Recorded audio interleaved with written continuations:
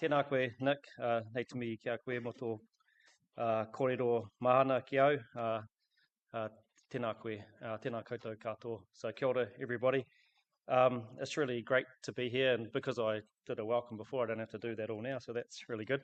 But I did want to share with you the first tauparapara that I started with, which is a sort of identity statement that we use when we mihi. Tai tumu, tai pari, ka waia mahanui means that the tides of Mahanui, which is what we call the coastline of Canterbury here, rises and falls. That's what tai tumu, tai pari means. Ki te paupo o te raki hauiha. Te paupo o te raki hauiha is a name for Kaitariti Spit, actually, and the coastline of mid-Canterbury. Raki hauiha is one of our tupuna. He's Rākei Hautu's son. This university's actually got a lot of Rākei Hautu names associated with it. And so his son, Popo, refers to the eel weirs that were along this coast, so where the eels came in and out of the rivers. Pupu mai ka haua Tāwharimatia means let the winds of Tāwharimatia blow. Tāwharimatia being the god of the winds in our creation traditions. I whakapuria te awa huka means to cleanse our braided rivers. Awa huka. So huka means snow. Awa means river. And so that name, Te Awa Huka, refers to our snow-fed or glacier-fed rivers, just so you know. O te whenua Pākihi Waitaha, or of the land, and Pākihi Waitaha is a shortened version of te Pākihi Whakateketeka or Waitaha, which Pākihi means a plain, if you like, so it's the Canterbury Plains. Waitaha being a shortened name or a nickname for Canterbury, but also it refers to the Waitaha people, of course, which in our traditions here in Te Waipounamu, they are the first people. Rākei Hautu's the captain of the Uruwao canoe that arrived here first, and his people were the Waitaha people, so just so how that all fits together. They're not like fairy tale people, they're like real people. But of course, in our traditions, you might have heard that Rākei Hautu dug the lakes of the South Island. So, and he finished with Waihora and Wairewa, Lake Ellesmere, Lake Forsyth. And you go, well, that sounds a bit crazy. How do you do that? But in an oral tradition or oral culture, you got to remember, because we didn't have like books and stuff, you tell stories about your ancestors and about what they did, and you embellish them, because that's how people remember when you don't have books. You've got to make the stories pretty good, especially for your kids, to make them remember them. So that's how things get embellished. So even though Rākei Hautu's a real person, he's famed with doing stuff. But if you like, and at the front of the university here, I just drove past it this morning, there's a core. His digging stick is out the front, on the front road there. If you imagine claiming a piece of land by just putting your stick in the ground, he dug the lakes. Well, actually he popped, what we say is he popped some springs and made the lakes spring forth. So that's sort of in our tradition. So just so you know, I know it's a bit hard for people to understand, like the difference between a real factual human story and a creation tradition, but that's the way our people think and had to think, because we had no books, we had no written language, we only had oral tradition. So just so you know, and that I am going back 1,000 years, and if you go to Europe 1,000 years ago, there's some pretty crazy stories around then too. So you just got to think, that's what. But we uphold those traditions because it means something to us, because they are our ancestors and they are the first people that we come from. So just acknowledging that. It's really great to be invited to give this address and to see so many passionate people in the room. I obviously know a few people, and it's really nice to see some familiar faces, and just want to recognise you, Nick, for the work you do and for inviting me along. And also, I know we've got some regional council staff here, Francis, I've seen Greg too. Jason and Miles are going to be giving some talks later on, so acknowledging them and looking forward to hearing about how that goes. I do have to sneak away because I've got a pretty important council meeting this morning. We were talking about the future of local government. Yes, regional councils have been in the firing line, but hey, I'm going to try and let you know about some of the good work we try to do. So you know about our Braided Rivers. I don't really have to tell you too much about this, but really the overall thing for me is they should bring us together. I don't know if they actually do at the moment. If you look at the way local government's sort of structured in Canterbury, the rivers are actually like the boundaries between districts. It's my hope that in the future, and I'm going to tell you about a bit of work I've been doing at the end, we were trying to make that the focus of what we do. but that will take a bit of a while, I think, to get that to happen in other places. But they're obviously geological marvels. They're constantly changing. They have multiple shifting channels, and they literally move across our landscape when they're able to. These dynamics create a mosaic of unique habitats, as you all know, bringing together manu, fish, reptiles, invertebrates, plants, lichens, mosses, etc. And they're very significant to Ngāi Tahu and for all of us for many, many reasons. They are the lifeblood of our region. They connect our communities from the mountains to the sea. They recharge our groundwater aquifers, which provide water for ourselves, of course, but for land use, for food production, for mahinga kai, and for power generation and other things. So their health is directly linked to our prosperity. And as I look around today, they're obviously bringing us all together here to talk about the challenges that we have in managing them. And I just wanted to start by, if I was actually here 2.5 years ago or 3 years ago, I would have been able to tell you about the great work that had been done to get a definition for Braided Rivers into the Natural and Built Environment Act, and I just looked it up just to check that I was right, because I'd heard that had happened, and Stephanie, our CEO, had told me that, and we've actually tried to tell the current ministers to put that in whatever RMA they're going to create going forward, because there's a lot of work done to get that simple thing. And I know there's a poster just over there, the going one, which sort of speaks to the previous definition, or the definition we still have now because they repealed that act. But the definition that was in the Natural Built Environment Act, so look it up, is really good, and it's under BED. So look up interpretation and go to BED, and there's some really good definitions there. That is much better than the definition that's on that poster over there, which has created some of those problems that we know have happened with the creep into the structure of our braided rivers and how that's happened. So at a governance level, we've definitely been trying to address some of those problems. I'm going to speak about that, and I'll leave it to Francis and Jason and Miles to talk about some of those other things that we're doing on the ground.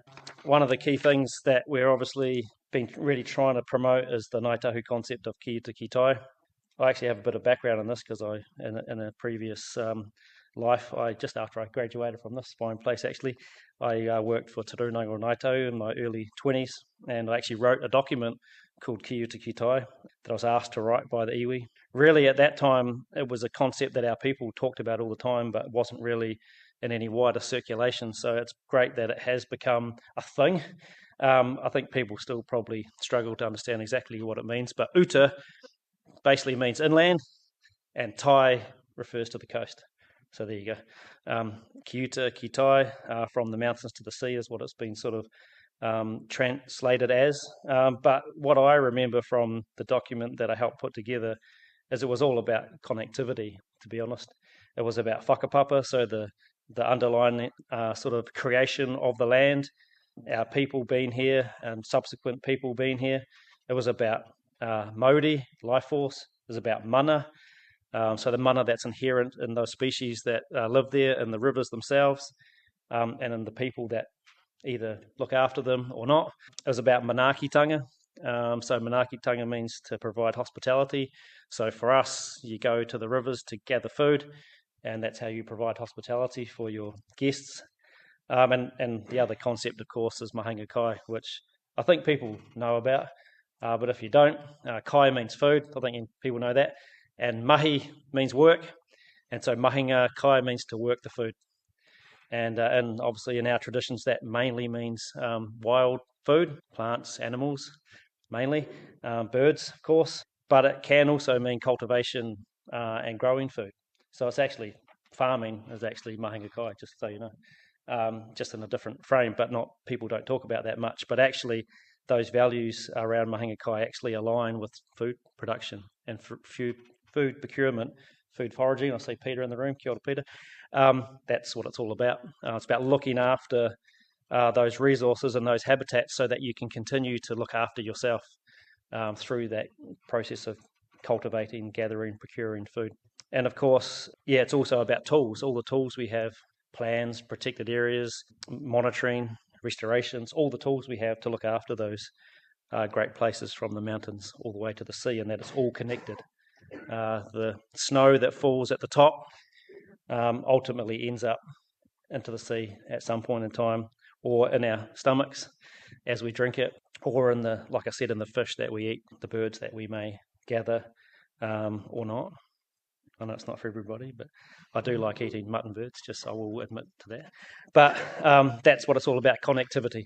And we've been trying to push this through into council strategy, council policy, and it is in things like regional plans. It is referred to in there. So trying to shift the thinking around how that is and how people can feel connected, and that our work and our tools can be connected to. And I just wanted to read out another bit of knowledge from the past. And in our creation traditions with Ngāi Tahu, the first thing that emerges in the whakapapa that ultimately leads to people is māku, which actually means moisture, just so you know. In our creation traditions, it goes from darkness, and one of the first things that emerges is moisture or water. And so there's a saying, te toi mai raki, me te hukapapa, me te hukarere, me te ua, he aitaka nā raki I a papa, koia te taru, ka tupu ai I te raumati. And it refers to the mist, the snow, the ice, and the rain, the descendants of Rangi and Papa, so in our traditions, the Sky Father and the Earth Mother. And that is the shoots from which life grows. All life grows, so just putting that out there. So this is the way we're thinking. Water's pretty important, as you know, and you'll know Ngāi Tahu took a case to the High Court recently. We'll see where that ends up. I wasn't involved with it, just so you know. But I did watch it with close interest. A lot of my whanaunga, my relations were there presenting, and I'm interested to see where that leads us as a nation. So one of the key pieces of work we've been doing is our 100-year Braided River Revival, whaka haumanu nā awa Pākihi 100-year strategy. And so we're actually hoping to adopt that in next month's council meeting, hopefully, fingers crossed. That'll be good. And it's intended to provide a common direction across the work in our Braided River Revival, land management, flood protection, land drainage, biodiversity, biosecurity, and other functions. And all of those things I've mentioned are functions that the regional councils hold. So if you don't want regional councils anymore, just think about who's going to do that. Someone's got to do it. The work's got to be done.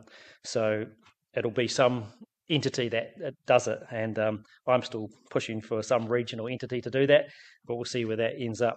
And what I'm heading back to council for later today is a workshop where we're going to debate 4 scenarios for how that could look. So watch that. You can watch the live stream later if you want to see how the councillors react to that. And we're hoping to push that out to government and others to say, hey, at least we're thinking about it. Doesn't seem like anyone else has got a plan, so we're trying to be proactive. But of course, this strategy is trying to bring all those different functions. You can obviously know that councils can be a bit siloed sometimes. That's definitely been my experience in my career, but all organisations get like that, especially when you've got a lot of staff and a lot of functions to do. So, you know, like I said, land management, flood protection, land drainage, biodiversity, biosecurity. And you can obviously see there might be some conflicts in those things over time. So this strategy is trying to help people have a common vision for how that works together. And we're trying to embrace the sort of whole of river approach. It is difficult. Some of our councillors we're trying to lead that and trying to push that into different strategies, and so that gets thought about, so that it's not just about flood protection and building stock banks. It can be about giving the river room sometimes. There's obviously gravel extraction. That's actually going to be, we've got a gravel management strategy being put forward to our council next month as well. So there's a lot of work happening to try and align all these values and all these different functions and needs that people have and the environment has together. So it's trying to enable us to be more flexible and adapting to all the different needs in the community.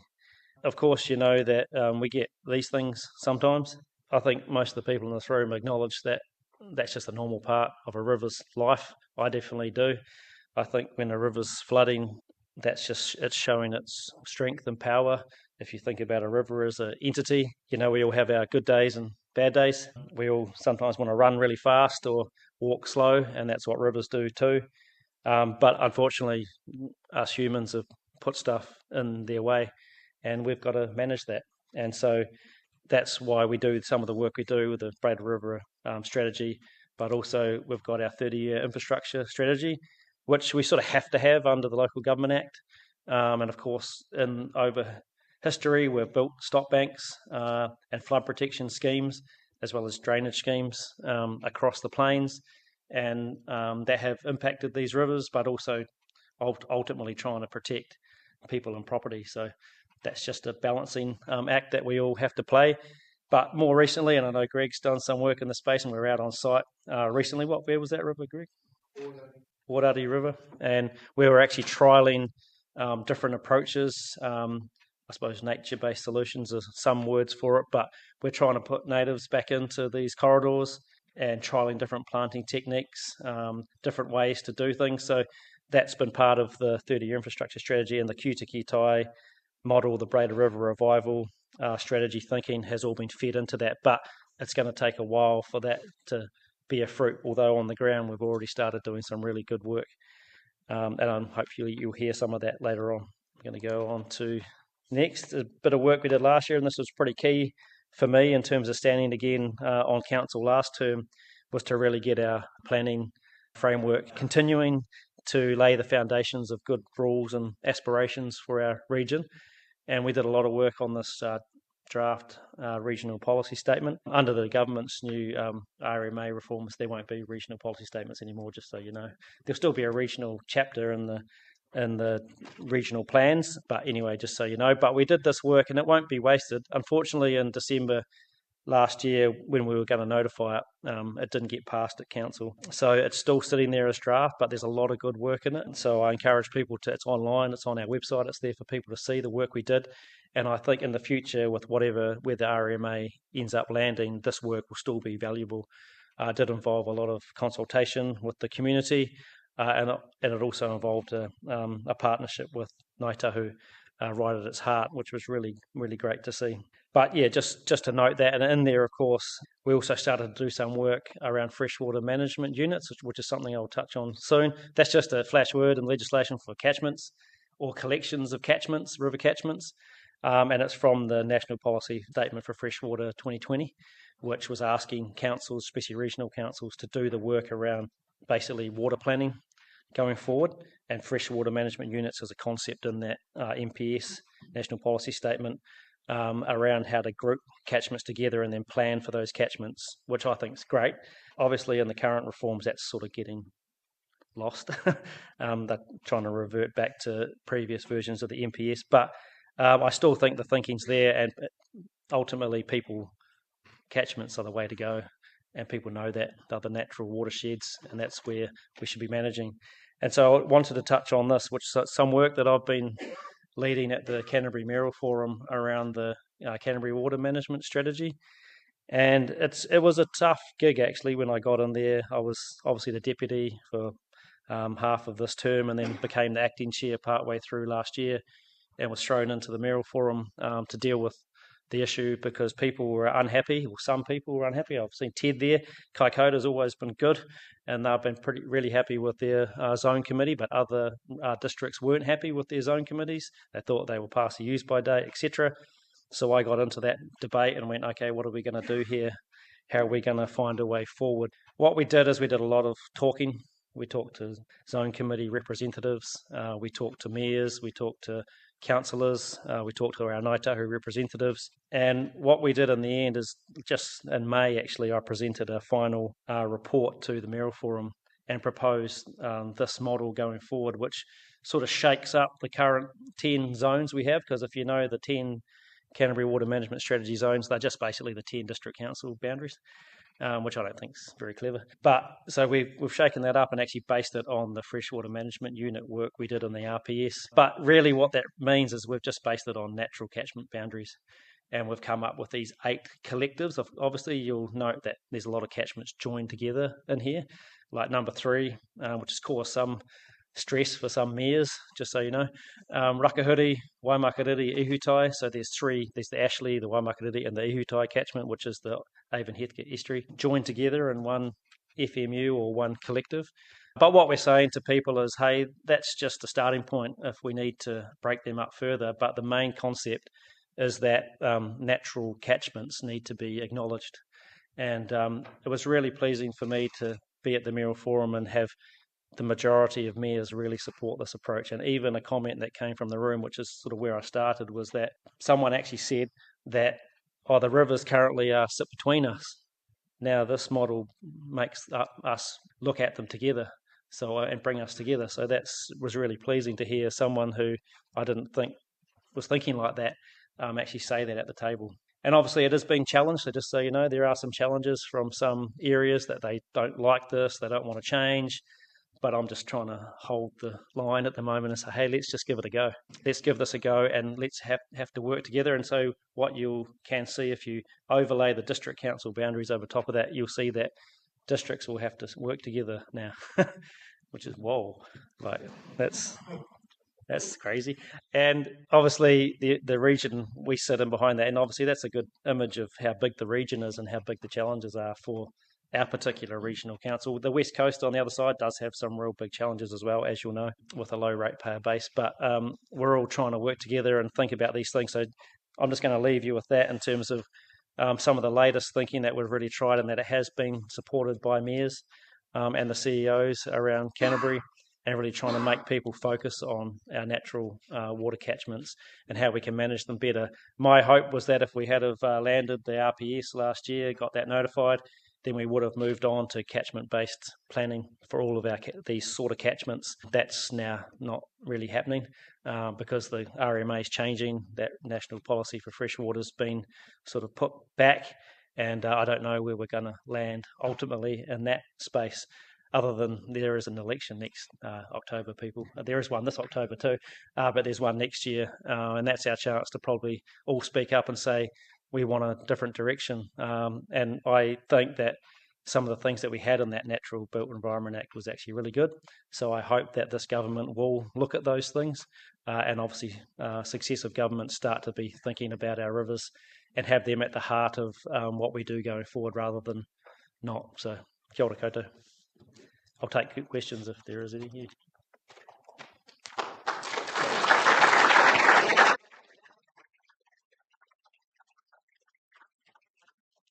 Any questions from anybody? Oh, excellent. All right. We're 5 minutes ahead. Sweet. Cool. Hey, thanks everybody. Kia ora, mate.